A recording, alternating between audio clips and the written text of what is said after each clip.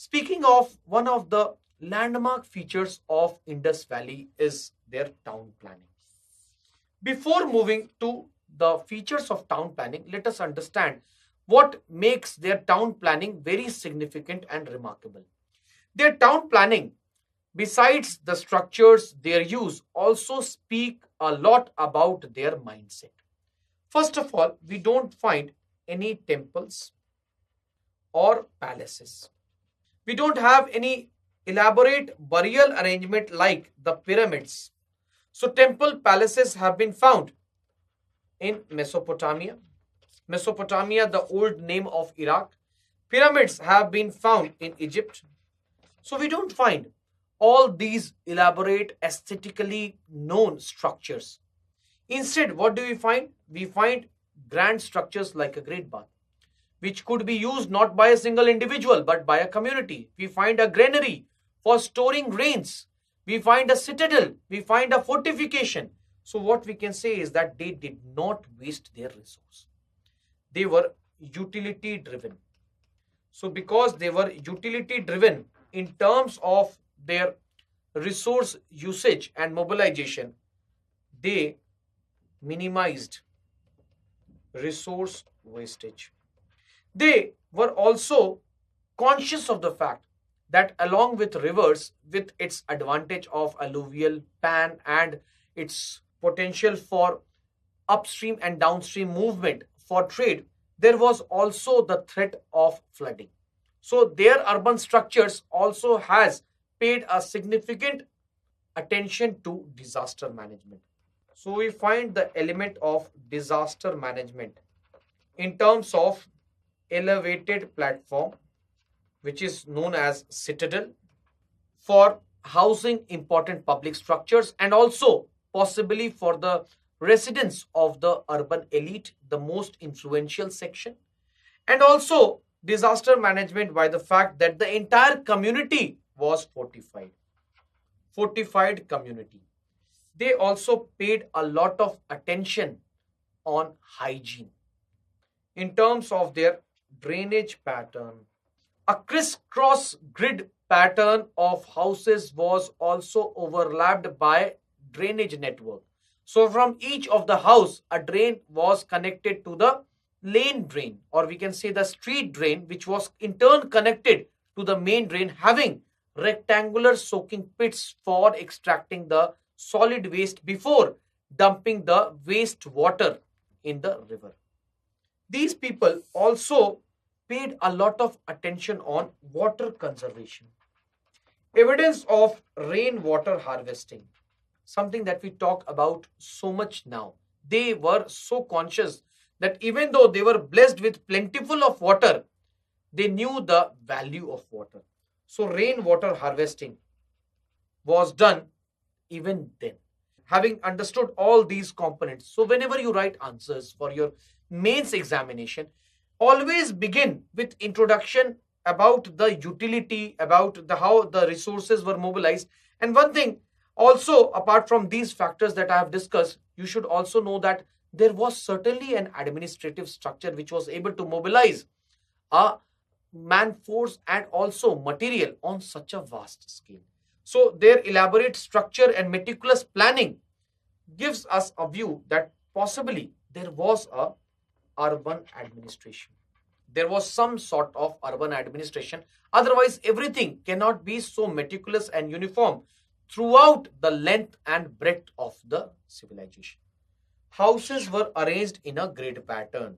So, for example, the important lanes, the important main lanes were north to south, and then there were by lanes. So, grids were there in which multiple houses were there. And when we talk about east-west orientation, when we talk about east-west orientation according to cardinal direction, it is not only about belief system, but east-west orientation. Even now, in Vastu Shastra, we hear, even in our family, when we buy a property or we go to a new apartment, we hear often our parents, our grandfathers, grandmothers telling that we should have a house with east-west orientation. Why? To maximize the intake of sunlight, which besides its disinfectant property for a number of microorganisms also would help in minimizing the use of fuel for burning as a source of light.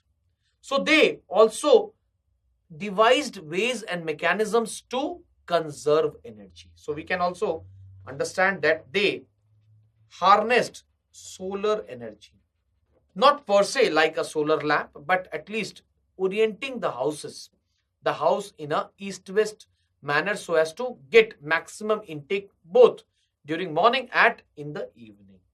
I have already said that they paid a lot of emphasis on disaster management, sewerage management, and water conservation. And we find that generally there was twofold classification of the city.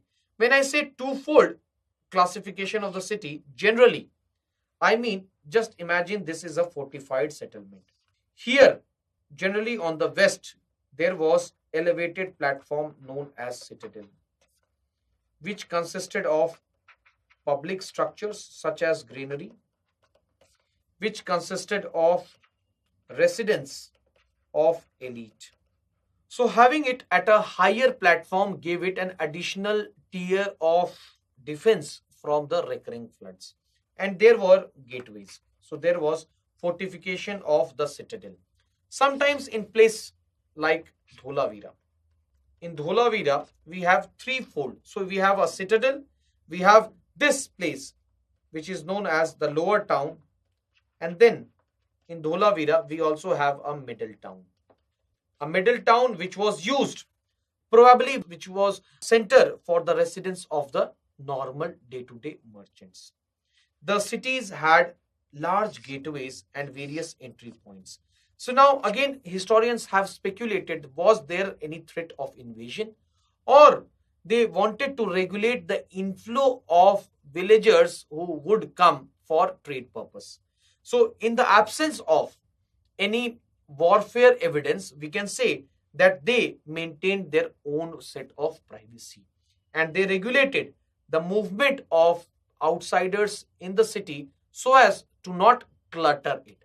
So they were aware of the sanctity of space.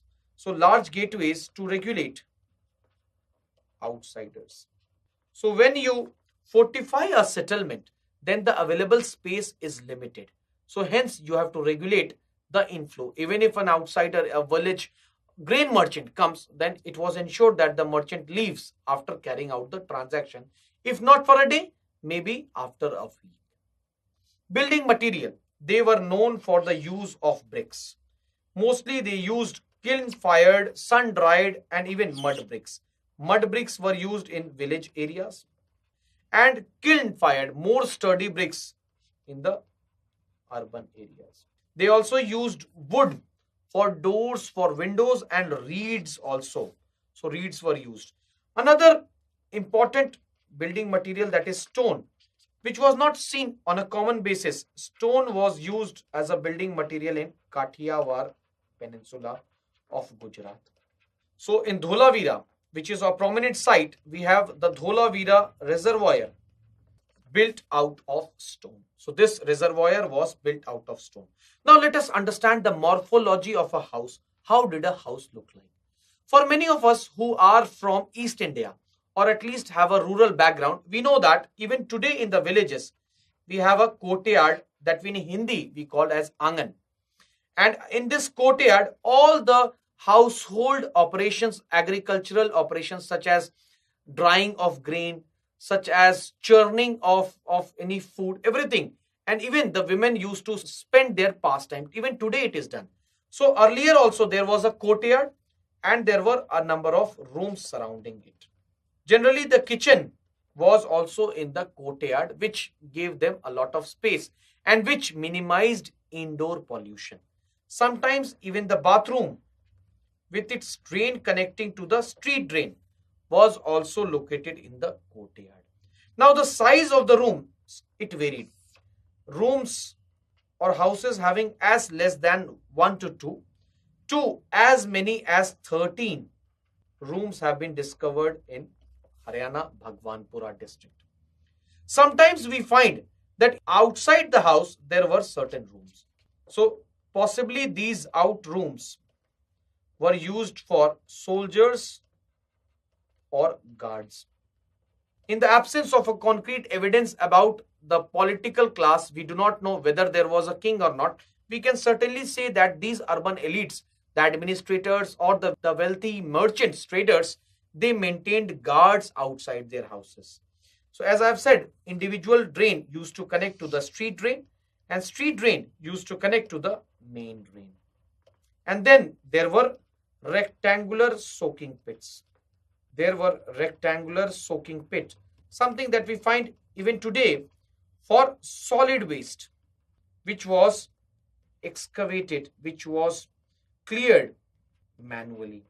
So this type of menial job was performed even then. But we do not know whether there was a designated class or the people from the community took turns to clean the rectangular soaking pit. So here we can see in these images the morphology, the distribution that we have discussed. There were what appeared like a school, assembly hall, a temple. We do not know whether it was a temple in the modern sense, but the proximity of large structures near the Great Bath gave an impression that this was a place of worship. They were aware of the use of canal irrigation. So we have the drainage pattern. Again, the drains were made of bricks. This is the image of a drainage pattern from Mohenjo-daro, the great granary at Mohenjo-daro. And when we talk about a granary, it is not only about agricultural surplus. Yes, it says definitely that there was agricultural surplus. There was an administrative class which was involved in collection and distribution. But it also says the ability of this administrative class to mobilize resources and manpower. So definitely they had resources to construct, to build these large structures. The Great Bath, it is also very much akin to what we find today. People having visited any temple or kund in Hindi that we see a step tank, and this surface was plastered to insulate. There was constant inflow and outflow of water. So it was connected so that the water purity is maintained. And also nearby the Great Bath, there were perforated chambers. Perforated chambers for changing of clothes for women, possibly also used by priests. Now, the use of Great Bath, various theories have been presented, they have been propounded. We don't know whether it was a religious spot or it was a normal tank where people used to come collect water for their daily usage. But the location of certain structures which appear like a temple, and also the continuity of the practice of ritual ablution or ritual cleaning in the present times in almost all the religion. If you happen to go to a gurudwara, to a temple, to a mosque, and even to a church, there is a practice of cleaning your limbs before offering prayer. So many of the practices, since many of the practices have continued from the ancient times, historians and even the sociologists, they have agreed to the idea that probably there was a practice of ritual ablution in IVC as well. And because of which, Great Bath is seen more like a religious site. Now, another very important structure, that is the Lothal dockyard. It is trapezoidal in shape with inflow of water and gates maintained here. Sluice gates maintained which would release waters from time to time so as to maintain a stable height level of the water. Now, historians, again, speculations were there. Was it used for irrigation or it was used only for trade? Later, it was found that in the Lothal region, agriculture was not as important activity like that of trade. So in Lothal, more importance to sea trade than agriculture. Because of which historians have concluded that probably this was a place where ships used to harbor. So it was not used for irrigation, but it was used for sea trade. Otherwise, why would the urban administration invest so much of resource and whatever money or any other resource for building such a giant structure. This is also one of the prominent structure which has been a symbol, which has been a reflection of its vast trade network. Dholavira Reservoir. Dholavira Reservoir, which was used for irrigation. The reservoir constructed out of stone, and the reservoir also providing for the water needs, because Dholavira is located in Gujarat. Gujarat has scarcity of water. In 2020, IIT Kharagpur came out with a very interesting study related to the decline of Dholavira. IIT Kharagpur, in its study in 2020 related to decline of Dholavira, said that one of the primary causes for the decline of Dholavira was the falling level of water in the Dholavira reservoir. So it says that falling water level or falling storage in the reservoir was an important factor responsible for its decline. And why was this water level falling? Because of drying of river Saraswati. River Saraswati identified with the present day Ghaggar river, and also there has been a constitution of a team of archaeologists, historians, geologists to find out whether the underlying stream of water which has been noticed in parts of Haryana is the antecedent Saraswati, something which was also a holy river which was associated with the three rivers Ganga, Yamuna and Saraswati meeting at the holy place Prayagraj, the earlier Allahabad. So we can understand that how important Dholavira is also from the point of view of UPSC, because it has been in news for some time. It has been in news for some time. Agriculture. Agricultural surplus which provided the base for the rise of a urban culture.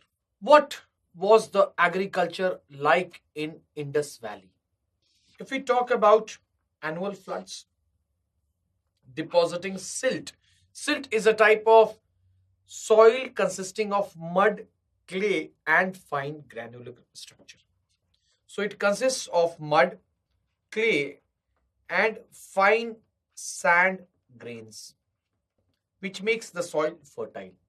Rivers, as we have seen, were both monsoon fed because of the Arabian Sea branch and snow fed from the Himalayas.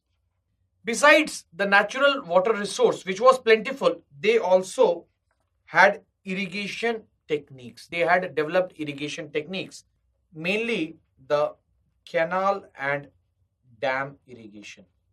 They knew how to store the water at a height and to divert this water from a dam, from a reservoir to the agricultural field. From Mohenjo-daro, as many as 700 wells have been discovered. So this was also possibly used as a means of irrigation. Agricultural surplus were stored in granaries. The granaries which were mainly associated with urban centers. So what do we understand? That the urban areas or the urban sites, they procured food, raw material for various crafts from the villages, and in return provided these villages with agricultural tools, with seals. So around each urban site there was a cluster of village communities. A number of villages were there which were linked with a system of roads. If we talk about the cropping pattern, barley was something that was the earliest crop. Yuval Noah Harari in his book, he says that the domestication of plants, how did agriculture actually start? Nobody knows. But probably this was as a result of decades of experimentation. And some fine morning, a farmer, a potential farmer wakes up and sees that the leftover seeds that he had thrown on the ground has resulted in germination of the plant, which was very similar to what he had used for plucking the fruit or the food. Later, wheat also became a famous crop which was used for cultivation. Rice, the staple food in eastern India, was also cultivated in those days in Rajasthan, Gujarat region. So the Rajasthan Gujarat region, it was not exactly a desert. And we know that there was westward shifting of river Indus. So probably Indus, even after shifting and draining into the Arabian Sea, it had rendered the soils of Rajasthan fertile. There were a number of coarse cereals also cultivated: millets, ragi, kodon, sanwa, jowar, along with peas and beans. Cotton, which was used for textile, was at Lothal. And we have various legumes, sesame, and mustard also. Last year, in a place in a village known as Kotada Badli in Gujarat, evidence of dairy farming has been found. On the basis of analysis of the fat residue, it was found that these people were also fond of consumption of dairy products, and probably they domesticated white buffalo. This was also further, it was inferred on the basis of the higher life, the greater life cycle of white buffalo, which was domesticated, was not killed for its meat. Indus Valley people also consumed meat, and it was also in news related to something event which was planned, in which meat was planned to be served, later on to be withdrawn. So we also find that with more time we get to know more about their dietary pattern, a diverse dietary pattern which says a lot about their better health standards. So because of the diverse diet, they were more healthy. And with improving health and with lowering fatality, what we find a case of population growth. So other factor which was also responsible and which has to be accounted for the population growth of the urban sites are the diverse crops, meat, and later, which we have seen, is the dairy products. Subsistence base of Indus Valley people. If we talk about the subsistence base, how did this survive and what were the major lifelines of these Indus Valley people? If we talk about the needs, the needs of a community is based on the degree of its development. Even today, the needs of an individual in the same age group in a city would be much more than the need of that youth in a village, in the same country, even in the same district. So we can say that these urban people in Indus Valley, which was the most developed community, had increasing needs which were supported by agriculture, technology, inland and external trade.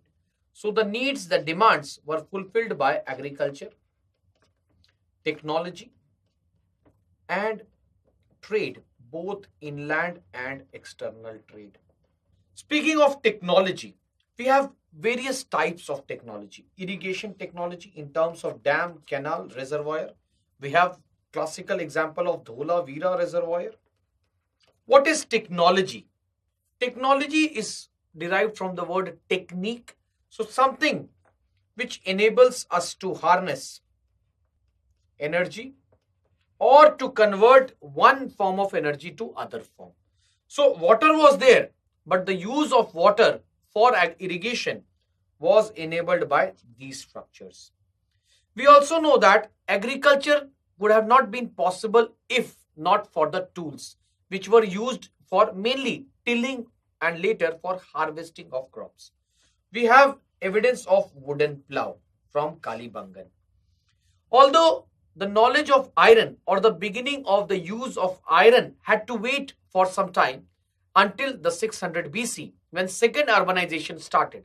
So we know that they managed to till, to crack open the soil which was soft because it was fertile. There was alluvium, there was silt. So wooden plough was discovered. Wooden plough, to discover a wooden plough is not possible because wooden plough would have decomposed. It is a biodegradable project. But what we have found from Kalibangan is a ploughed field. It looks somewhat like this. And also in many of the images, terracotta images, we have depiction of plough. So in Bahawalpur, in Banavali, we have a terracotta image of a plough. we should write no knowledge of iron. Agricultural surplus. Agricultural surplus also provided for a dispensable labor. Agricultural surplus was because of favorable wetter climate and agricultural tools plus irrigation. All this and agricultural surplus created the foundation for a non-agri labor force. A non-agri labor force which was later utilized in crafts, in administration, and also in trade and commerce. Boar, ass, rhinoceros, and elephant. How do you differentiate whether it is a wild animal or a domesticated animal?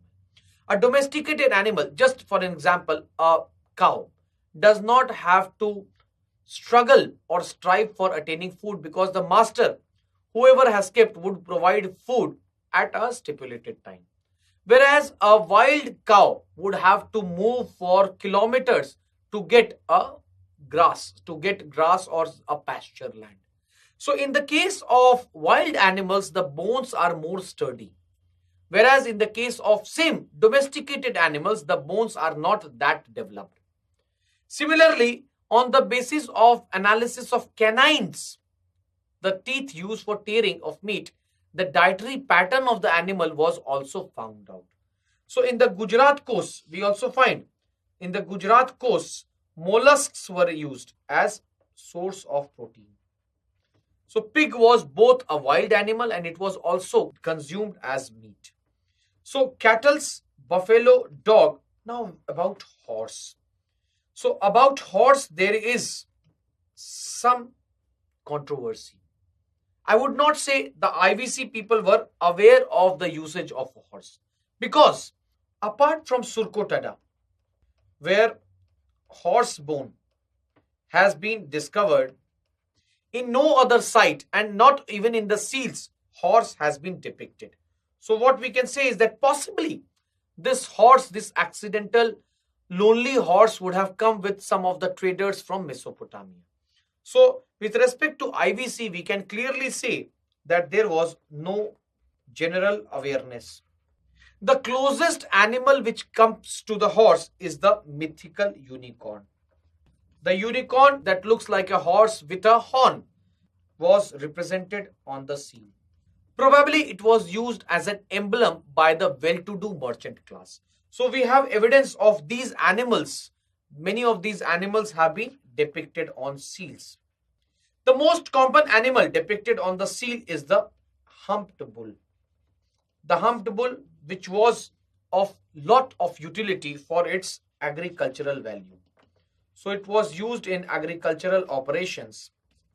And probably because we have a proto Shiva, a person, a horned deity. So we also see today Nandi, who is a companion of Lord Shiva, is also worshipped.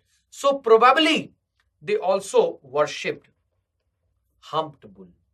The Indus Valley civilization, in terms of its usage of tools, is known as a Bronze Age.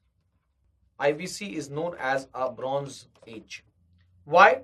Because we find the use of copper, bronze, and stone. In the early stage, we find distinct or more use of copper, and with the maturing of the civilization, the use of bronze became more prominent. A large number of copper tools have been discovered in initial stages. It is not because of any technological handicap why they did not switch on to bronze. Probably there was inertia.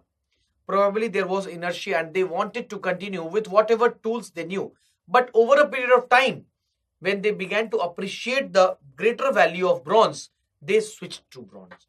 We are absolutely clear that there was no knowledge of iron. In fact, the beginning of usage of iron in agriculture in India is only from 600 BC. Only from 600 BC. However, the earliest evidence of the knowledge of iron can be found from the megalithic sites of South India from 1100 BC, when they were used as craft tools or probably on a limited scale as weapons. Belief system. There are multiple manifestations or reflection of belief system of any community, and religion is one of them. We are not sure what type of religion they had, because there has been no discovery of a temple like structure. No clear evidence is there. No inference of a priestly class. Based on the images on the seals and the small figurines, certain inferences have been drawn. In any agricultural community, fertility cult is very common, because women, fertility cult means worshipping of women goddesses, because agriculture and a woman, both of them are associated with production. So as a corollary, it is believed that earth is like a mother, and the way in which a mother gives birth to the child, the earth when pleased would give a very good, a very rich harvest. The idea of fertility cult in an agricultural community, especially with respect to Indus Valley, can also be attested from the fact that a number of terracotta images have been discovered from Mohenjo-daro, Harappa, and Banawali. Historians have also said that probably not all these terracotta female images were worshipped. Some of these terracotta images were also used for recreation. They were also used for recreation. But what is to be noted is that there is a seal in which, from the womb of a woman, a tree is emerging. So this looks like Mother Earth. Later, historians said that the practice of worshipping Mother Earth or Shakambari was influenced from the IVC practice. So probably in the later times, Shakambari of Hindu pantheon was inspired. Even today, we address Mother Earth as Annapurna. So we find a lot of parallels between those times, the belief system, and the present times. The belief system was not only limited to worship of female goddesses, but they also worshipped a male god. The image of a horned deity in yoga mudra, in yogic posture, surrounded by a number of animals: elephant, rhinoceros, buffalo, tiger. So this seal is famously called as the Pashupati seal, because the horned deity looks like a proto Shiva. Now historians have also questioned, never in Hindu pantheon Shiva has been depicted as a protector of animals, or here in this image we don't find the three-faced Shiva, because the famous sculptures of Shiva has a three-faced image. So probably if it was not for Shiva, but in the later times the image of Rudra or the imagination of Rudra was derived from this. These people also believed in nature worship. So there is a seal in which people are bending in front of a peepal tree. The depiction of certain animals, humped bull, snake, composite animals such as man tiger, tiger bull. So this was also probably associated with worship of animal. So we have composite animal, tiger, bull. And in Hindu pantheon also, we have composite animal as Narsimha avatar, incarnation of Lord Vishnu. So again, parallels can be drawn between the later Hindu thought process, belief system, and the belief system of the IVC people. Ritual bathing, great bath, bathing pavement have been seen in Kalibangan. Again, the practice of ritual ablution, cleaning in all the religion. Spirits and ghosts, the depiction of some images on metal tablets, terracotta images as amulets. They used to wear them as amulets on the arm to ward off evils. So probably a lot of parallel can be drawn between the IVC belief system and that of the later Hindu pantheon. If we talk about further what similarities can we draw between the later practices, then another very not common but a very interesting feature is that of human sacrifice. In a cylindrical seal found at Kalibangan, two men are pressing the neck of a woman and one of them raising something like a sword. So, in a cylindrical seal, the image of human sacrifice is depicted. Also, image of a triangular cake at Kalibangan, which gives an image or impression of animal sacrifice. A stepped brick structure discovered from Kalibangan looks like a fire altar or the place where the later Aryans performed their rituals. Again, historians have said that probably even after the decline of Indus Valley, the Aryans came and they saw some of the rural communities practicing rituals by constructing these fire altars and they integrated in their own beliefs and practices. No places of worship. There was a great bath, which was the only place of worship, and the closest that we find that of a priestly class is the image of a bearded priest from Mohenjo-daro near a large building, from a large building near the great bath. And he appears more like a priest and somewhat also like a prince.